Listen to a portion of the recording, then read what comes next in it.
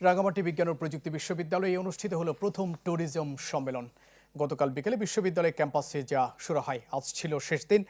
বাণিজ্য অনুষদের আয়োজনে দুদিনের এই সম্মেলনে বিভিন্ন পর্যটন প্যাকেজ, ভ্রমণ অভিজ্ঞতা এবং এই শিল্পের জনপ্রিয় গন্তব্য নিয়ে মোট 70টি গুরুত্বপূর্ণ তথ্য উপস্থাপন করা হয়, যেখানে অংশ নিয়েছেন শিক্ষার্থী ছাড়াও পর্যটন ব্যবসায়ী, উদ্যোক্তা এবং গবেষক সহ সংশ্লিষ্টরা।